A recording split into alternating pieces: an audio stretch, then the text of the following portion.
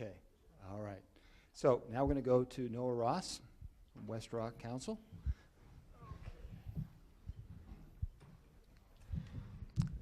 Welcome, Noah. Thank you so much for coming. Okay, hi everybody. Okay, I don't have any good answers.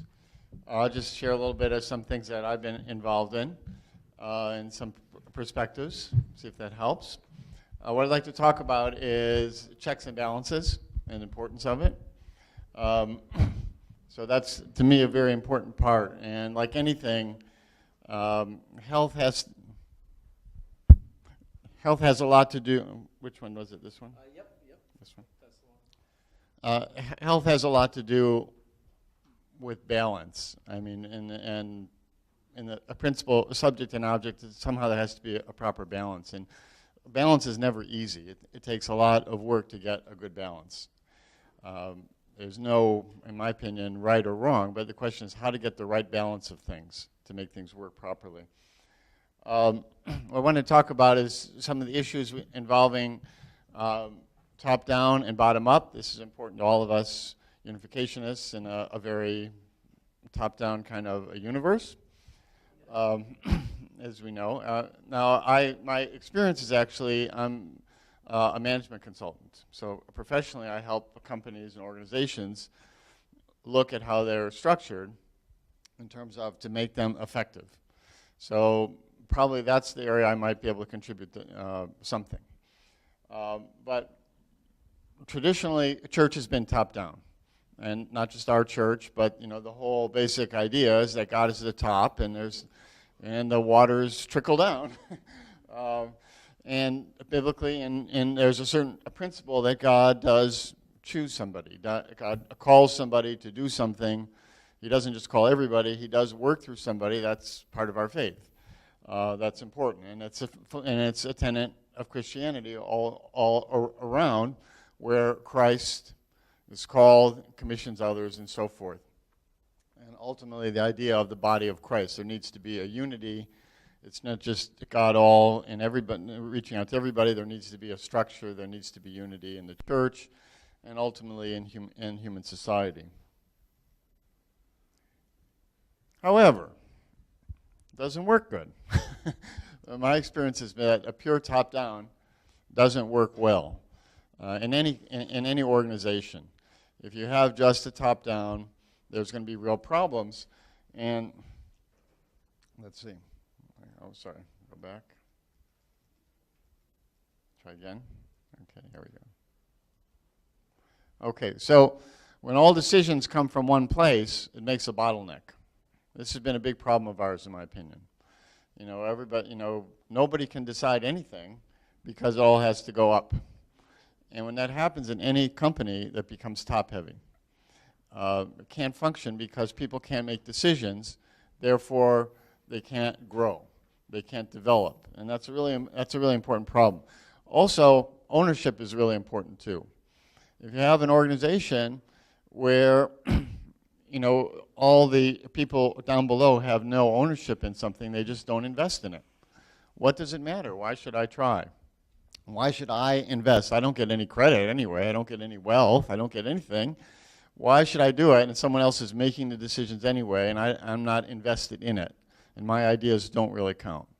If we have that, then that's another reason where you become out of touch. And the top ends up become out of touch with the bottom and with the customer, which in our case is the world. So an example for that certainly would be,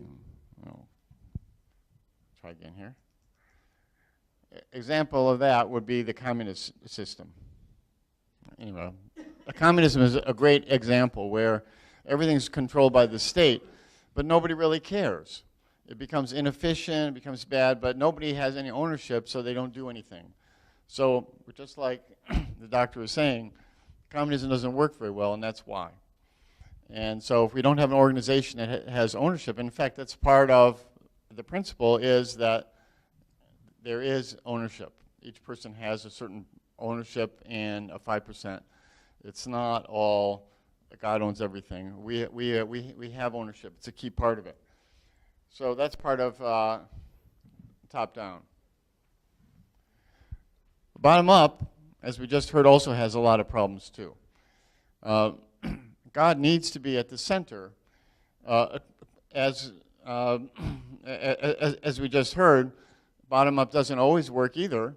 A pure democracy, as you see, this is, there are some things that need to come from above. That it isn't a matter of public opinion or politics or all these things. Certain things really need to come from above, and God needs to be able to work. The body doesn't need to control the mind. They need to somehow have a balance and a harmony. So we need something in between. And in my mind, a lot of that has to do with having proper checks and balances. One of the things I've been involved with is experiments in church government in our own area in West Rock, and also with the National Charter and National Council. I've been involved in those. The idea is to give responsibility to elected bodies. So in other words, everything doesn't have to come from above, but you can have elected bodies that have make real decisions. They can have real authority, ownership, where people can make decisions that matter. And again, the concept here is that rather than say everything that has to happen from above, but rather you allow local governments to make decisions and say yes, and you allow a review or a veto from above. So rather than having the hierarchy say yes, or this is what you have to do, you give the initiative to the grassroots, and you allow the review from above. So some kind of a balance that happens in between them. So this kind of check and balance, and that's one of the things I think that is great about the American democracy system, is that it is a representative government, but also there's a lot of checks and balances, and that's very important too. So again, the key in my experience as a management consultant is that leadership needs to show the vision, but not manage the details. A good leadership is where you show the vision, you give people the tools they need to do, but you let them make the decisions that matter. And that's a key to an effective organization. So again, bottom says yes, the top can say no, but you allow the initiative to rest in the grassroots as much as possible. Again, the idea of shared ownership. In the community that I'm involved with in West Rock, we have a good system, and now this is now a part of the National Charter. The idea that there's a balance between the church leader and a council. The idea being here that you share or divide responsibilities, where the vertical line still is maintained, pastor still takes his directions from God and from above, but the council has check and balance. The pastor has a term. So every 3 years, the pastor's term is reviewed and has to be reappointed by the council. So the council makes important decisions, especially in terms of ultimately deciding the pastor, ultimately if he's actually doing the right job or not, and also budget. So many things, so many issues are surrounding money. And having a proper council system that holds a financial reins is really, really important. And then the other thing that's very important is teamwork. We found this works when there's a good balance, and when the church leader and the council actually are able to make a good relationship and work together well. And through that balance and a give and take, it works well. Just like anything, if the balance breaks down, it's going to be a problem. Again, the benefits of a check and balance has to do with empowerment of local institutions. The leadership concentrates on showing the vision and not micromanagement, and the division of responsibility provides a check against corruption and mismanagement. And ongoing, there is, of course, issues that we're still seeing. Number one is, what is this right balance? We've been experimenting with certain things, but how to get the right balance, and that's something that needs to develop over time. Don't have all the answers as to how that division of authority needs to be balanced and distributed. And then we're also dealing with larger constitutional issues coming from elsewhere.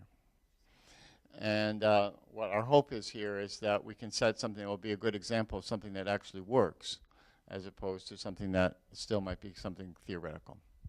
So that's it for me. Hope that was helpful. Okay, any questions? Thank you. Any questions for Noah? Can the council fire the pastor in the 3 years for egregious flaws? Yeah. Other questions? Are there examples of all these different options and permutations of governance where some things have worked and some things haven't worked, so we can scientifically see, here's a theory for each one of those options, you know, or themes, conceptually, and then practically, how did it work out historically, without any flowers and nice poetry?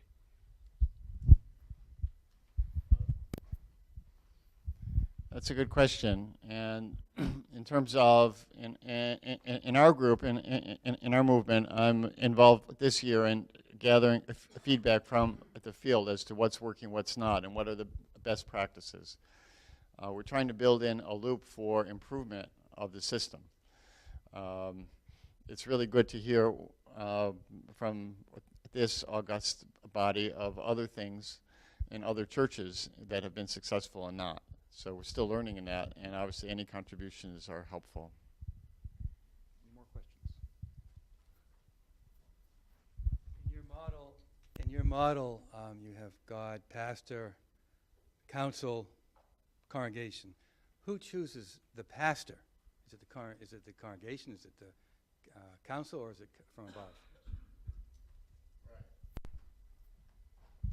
Right now, in our system, the congregation elects the council. The council is the one that recommends the pastor, or that selects the pastor on a 3-year term. So there's an idea of a term, a review, and it comes from the council. So again, one of the things I found is helpful is that if you have a workable sized team, it's important to be able to make good decisions. If you have like a giant group, it becomes difficult. If you have a too small a group, it's too much. So again, the council in our model is the working team to make those decisions. In West Rock, we have 9, including the pastor. I think if you get past 10 or 11 or 12, it becomes too big to work. Jim, we have a question online. Go ahead.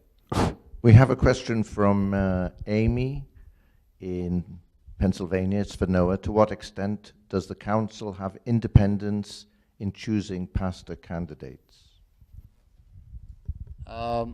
Again, in this model, what we've done is the council has independence to choose whoever within its own guidelines that it might establish. Any council selection, however, is like everything else. There is approval.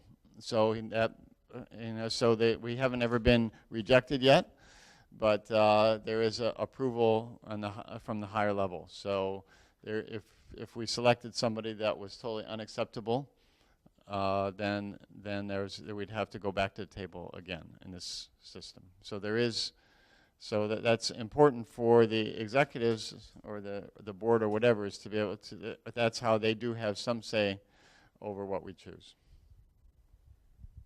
At least that's the way it is right now. I believe you have a question from David. Of course, the question then comes, you know, in the Chile example, where there's a conflict, and then what can you recommend for resolution of that, whereby the hierarchy, because as you never mentioned the hierarchy above, you just dealt with the local level, and it seems to me that's where the greatest tension is going to be, especially with small nations in our movement and regional headquarters that know nothing about those nations and those situations, never even visited them on the whole. And we have a very clear example in Chile now where you have this real impasse and a divided movement and absolutely no thought or ability how to reconcile the situation. I wonder what you would advise. Not to put you on the spot. No, that's a really big, that's a huge concern. And, you know, I've seen that abuse from above, where, for example, we received directions that we had to do something a certain way, you know, or we had to have video services or things like that. And the council didn't want to, but in a sense, that's what happened anyway.